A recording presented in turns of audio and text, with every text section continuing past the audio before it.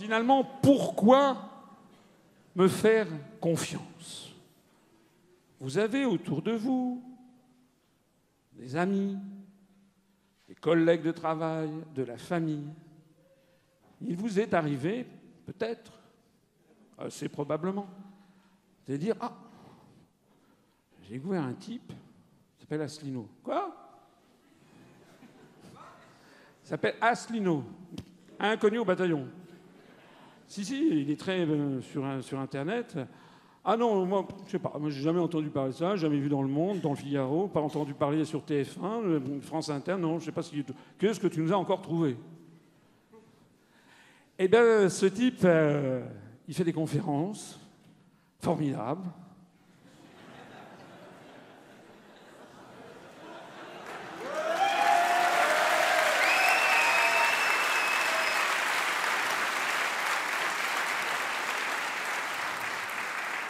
Et en plus, il n'est pas comme les autres. Oh là là là là là là là là là là là, qu'est-ce que tu me racontes là? Ils sont tous pareils. Ils sont tous pareils. Il a fait quoi comme école, ton type? Oh encore un énarque. Non, non, allez, ça va. Terminé. Moi, je ne vote plus. Je voudrais m'adresser ici à tous les abstentionnistes ou à ceux qui me regardent. Mais ne pas voter, c'est voter. Ne pas aller glisser un bulletin dans l'urne le moment venu pour Asselineau, c'est soutenir Jupon-Macré. Alors, pourquoi me faire confiance? Eh bien, comme je le posais les questions, vous savez, j'adore les questions bêtes, c'est une de mes marques de fabrique. Pourquoi je vous posais des questions bêtes au début, je vais vous en poser maintenant. Est-ce que vous vous feriez soigner par un médecin qui n'aurait pas fait d'études de médecine? Oui. Est-ce que vous monteriez dans un avion dont le pilote n'aurait pas son brevet de pilotage? Est-ce qu'une entreprise embaucherait comme responsable commercial quelqu'un qui refuse d'aller rencontrer ses clients? D'ailleurs, au passage, je peux vous dire qu'il n'y a pas beaucoup de candidats à l'élection présidentielle qui en aient fait autant depuis 10 ans pour aller voir ses compatriotes. De surcroît, sans être entouré de quelques épaisseurs de garde du corps.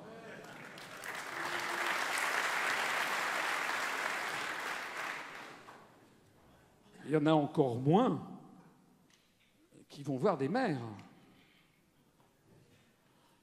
Je vais aller voir un maire une fois, comme ça, qui m'a dit « Ah non, non, non, moi je vais parrainer M. Juppé. » Ah bon, très bien.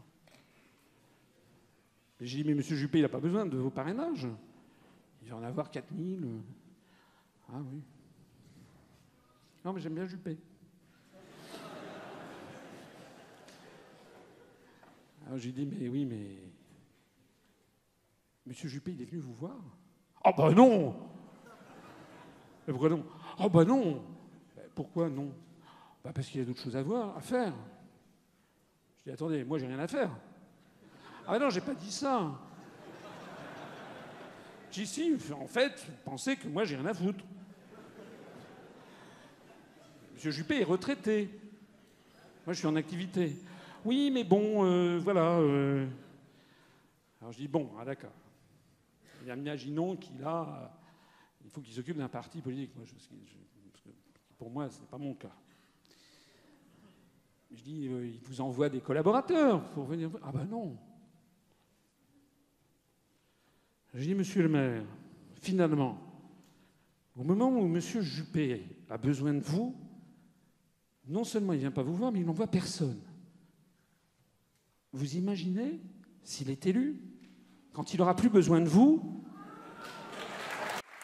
Est-ce qu'une entreprise embaucherait comme PDG l'ancien dirigeant d'une entreprise en faillite? La réponse est non.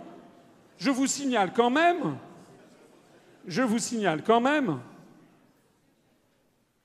que la quasi-totalité des partis politiques français sont en faillite. En particulier les Républicains qui ont une dette de 55 millions d'euros, une situation nette négative de 35 millions d'euros, qui sont tenus à bout de bras par les banques. L'UDI, c'est à peu près pareil. J'espère que la mairesse de tout à l'heure est partie.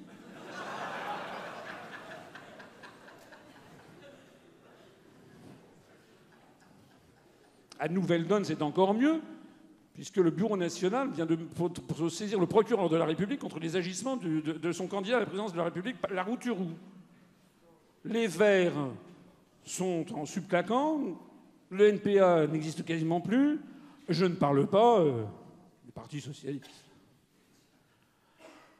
Voilà des gens qui passent leur temps à défiler à la télévision pour nous donner des leçons de grande gestion, pour nous expliquer qu'il va redresser la France. Les Républicains ou le PS touchent des dizaines de millions d'euros d'argent public par an, c'est votre argent et le mien d'ailleurs, et ils trouvent le moyen d'être en faillite. Nous n'avons 0 euro d'argent public, nous n'avons que votre argent, et nous sommes avec une structure financière qui est tout à fait satisfaisante. Alors, la première chose, n'est-ce pas, c'est que pour juger de quelqu'un qui peut gérer son pays, regardez déjà comment il gère ses propres finances. Regardez déjà comment il gère son propre parti. Faites-vous confiance à un beau parleur qui vous séduit, mais dont vous découvrez petit à petit qu'il se trompe sur tout et qu'il vous ment sur tout. Parce que quand même, nom d'une pipe, grâce à Internet, maintenant, les gens n'ont plus d'excuses. Internet sert d'aide-mémoire. Vous pouvez remonter le temps. Allez regarder ce que disait quelqu'un comme, par exemple, Sarkoland. Mais allez regarder. Allez regarder ce qu'il disait il y a 2 ans, 3 ans, 5 ans, 7 ans. D'ailleurs, parfois, il suffit de remonter sur 3 mois, ça change tout le temps. La réponse est non. Alors, petite fiche technique de la personne que vous avez devant vous et du mouvement politique qu'il a créé. Nombre d'électeurs de l'UPR aux élections européennes du 25 mai 2014, 77 136. Plus que le NPA. C'était notre première élection en étant blacklisté de tous les grands médias. Nombre d'électeurs aux élections régionales du 6 décembre 2015, 189 046, c'est-à-dire plus 143%. En 1 an et demi, sans être jamais passé sur un seul des grands médias français. Rang de consultation du site internet parmi tous les sites des partis politiques français au 15 octobre 2016 aujourd'hui, premier. Nombre d'adhérents au 15 octobre 2016 aujourd'hui à 18h, 12 353. Nombre de responsables de l'UPR mis en examen ou cités dans des affaires délictueuses ou criminelles au 15 octobre 2016, 0. Montant total d'endettement de l'UPR au 15 octobre 2016, 0 €. Nombre de participants à notre université d'automne 2016, où nous sommes aujourd'hui, 727. Nombre de promesses de parrainage.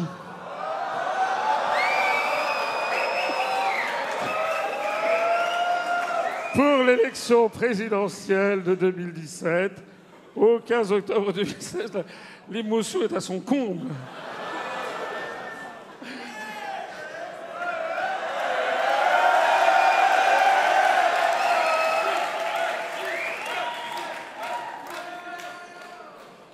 Déjà vraiment beaucoup.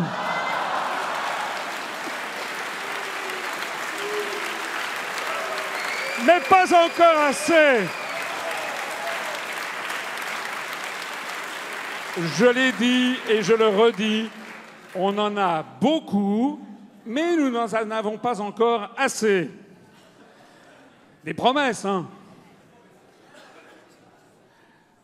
Je lance donc ici un appel à tous celles et tous ceux qui sont sur le terrain, qui connaissent des maires, dont le père est maire, ça peut arriver, dont la mère est mère, dont la grand-mère est mère, dont les amis sont maires. Bref, il faut se mobiliser. J'ai bon espoir que nous y arrivons, mais nous ne les avons pas encore, d'autant plus que ce ne sont que des promesses et qu'il nous faut un matelas de sécurité. Donc il faut vraiment, vraiment se lever les manches pour y parvenir. Est-ce que vous imaginez ce que ce serait si j'ai les 500 parrainages? Voilà, le nombre de mots changés dans la charte fondatrice du 25 mars 2007, 0, c'est important, parce que je n'ai pas trouvé mieux comme preuve irréfutable que l'UPR est absolument constante dans ses analyses depuis 10 ans, depuis sa création. Il n'y a pas un seul autre mouvement politique, un seul autre responsable politique qui puisse en dire autant que moi. Alors pourquoi me faire confiance? Je suis bien obligé de faire un peu ma promotion, ça n'est pas sur TF1 que vous la verrez. Pourquoi me faire confiance? Pourquoi me faire confiance? Eh bien, parce que j'ai une très grande expérience professionnelle, à la fois des finances de l'État et de la diplomatie au plus haut niveau. Il n'y a pas tant de candidats que ça qui peuvent en dire autant. Pourquoi me faire confiance? Parce que toutes mes analyses ont été validées depuis bientôt 10 ans. Je vous lance un défi. Plus exactement, c'est aux autres candidats. Trouvez-moi, grâce à Internet, trouvez-moi un seul sujet sur lequel je me suis trompé. Pourquoi me faire confiance? Parce que parti tout seul. Le moins qu'on puisse dire, c'est que j'étais seul. Et sans aucune aide médiatique. Ça continue d'ailleurs. Sans aucune aide politique. Ça continue. Et sans aucune aide financière, j'ai bâti le parti politique en plus forte croissance de France. Je n'ai pas fait des crocs en jambes chez les petits copains pour arriver à la tête d'un parti politique. J'ai créé un parti politique qui est le parti en plus forte croissance de France. Si c'était une entreprise, j'aurais droit à Challenge, aux Échos, etc. Vous pouvez me faire confiance parce que ce parti, qui ne vit que de l'argent de ses adhérents et donateurs, est extrêmement bien géré et qu'il a une situation financière solide puisque son endettement est de 0 €. Regardez, on m'a dit, je ne sais pas si c'est vrai, mais on m'a dit que, paraît-il, l'université du PS qui s'est tenue, je ne sais plus où, à Brest, paraît-il qu'ils étaient 250. Et ils sont en faillite, et ils reçoivent des millions d'euros par ailleurs. Pourquoi me faire confiance? Parce que je subis un verrouillage féroce des plus grands médias, ce qui est la plus belle preuve que je n'obéis pas à l'oligarchie qui les tient. Mon seul patron, c'est le peuple français. Pourquoi me faire confiance? Pourquoi me faire confiance? Parce que les Français ont pu vérifier depuis bientôt 10 ans que je dis toujours ce que je fais et que je fais toujours ce que j'ai dit. Pourquoi me faire confiance? Parce que j'aurais pu gagner des fortunes plutôt que de faire de la politique, compte tenu des diplômes et de la carrière que j'avais obtenue en début de carrière.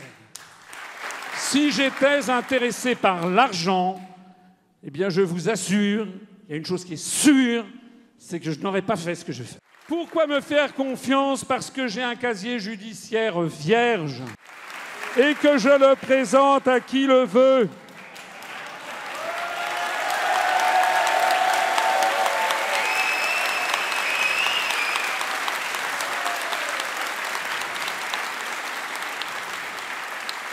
Il est quand même incroyable de voir qu'il y a des dizaines de professions en France où il faut un casier judiciaire vierge pour être agent d'accueil de la SNCF, pour être sage-femme, pour être commissaire aux comptes, pour être fonctionnaire, pour être gendarme, policier, sapeur-pompier, taxi.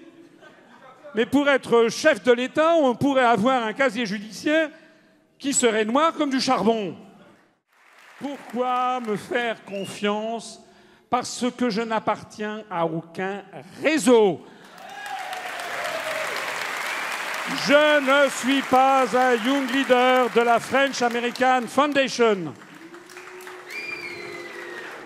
Je n'ai jamais été invité au Bilderberg.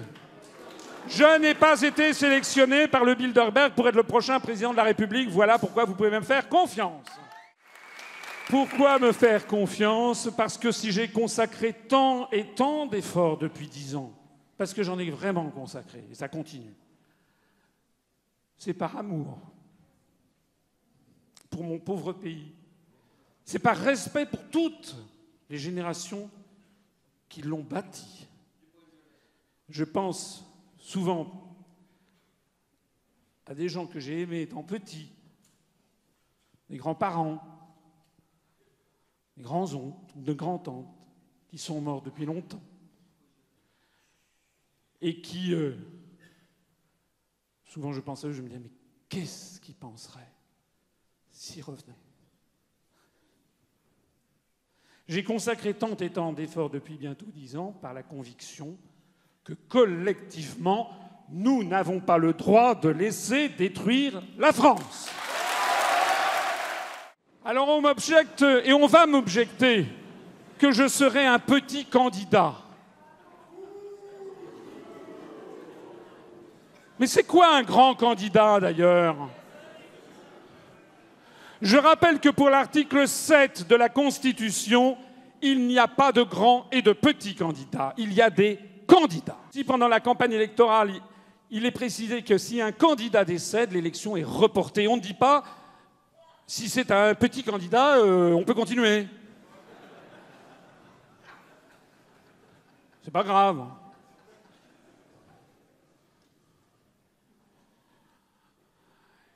Il n'y a que des candidats, tous les candidats, rien que les candidats, ceux qui ont obtenu les 500 parrainages. Point barre.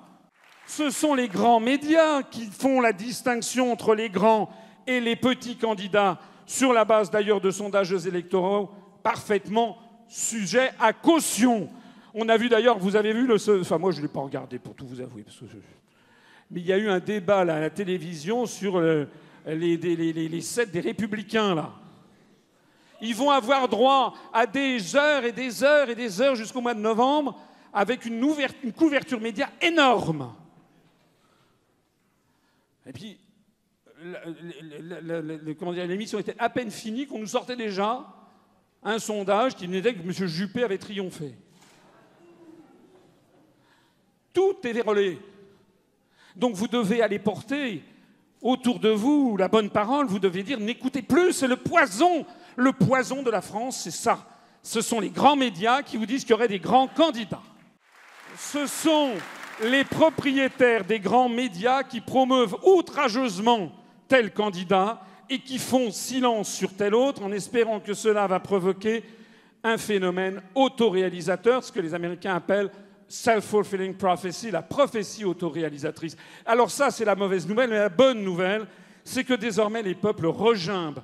À travers tous les continents, on voit désormais que cette mécanique infernale de formatage de l'opinion publique est en train de se gripper. Regardez ce qui s'est passé avec le Brexit. Tous les sondages montraient que le Brexit serait battu encore 6 mois avant. Même encore 15 jours avant, il y avait des sondages qui donnaient le Brexit battu.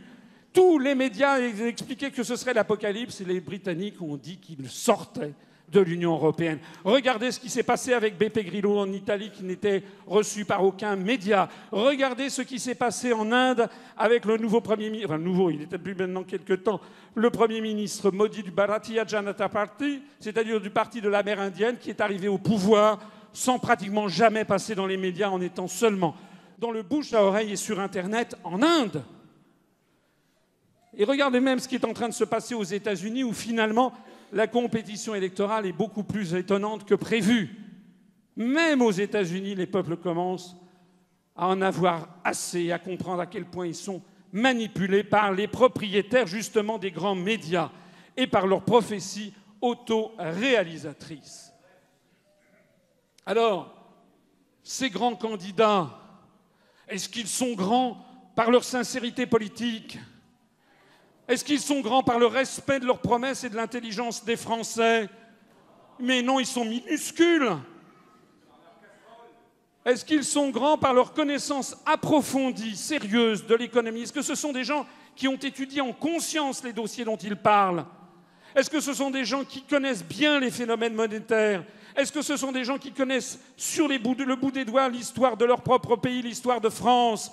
Est-ce que ce sont des gens qui connaissent parfaitement les cultures du monde? Est-ce que ce sont des gens qui ont lu le Coran, la Bhagavad Gita, qui ont lu les Upanishads, qui ont lu différents textes religieux, qui se sont intéressés à la façon dont ça marche le chinois, le japonais, l'arabe, etc. et le sanskrit? La réponse est non, ce sont des incultes. Un journaliste de renom, il y a quelques années, m'avait dit « Vous savez pourquoi vous n'êtes invité nulle part et que personne ne veut débattre avec vous ?» J'avais dit « Non, vous allez me l'apprendre. » Et il m'avait répondu « Parce que l'on ne sait pas quoi vous répondre. »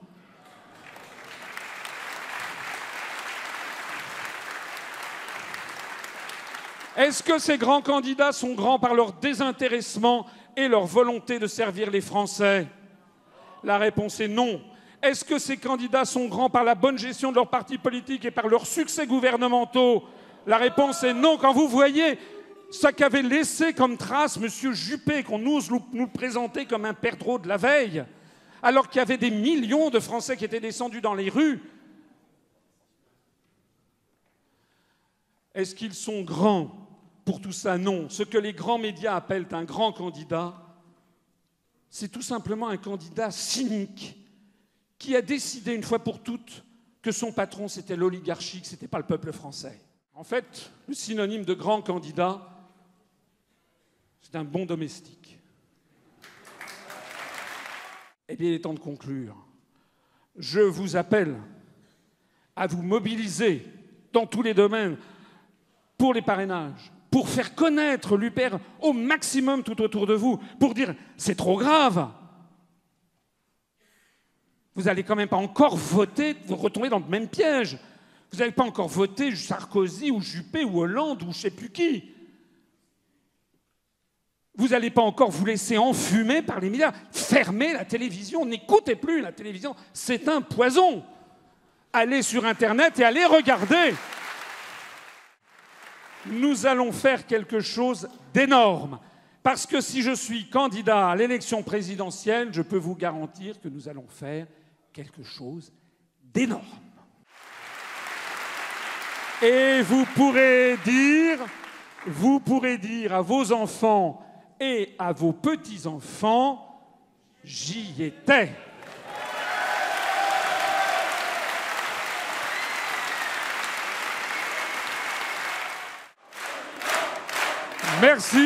Merci à tous. C'est je pense, un formidable message d'encouragement, d'espoir et de dynamisme. Vous comprenez que quelque chose est en train de se passer avec nous. Merci.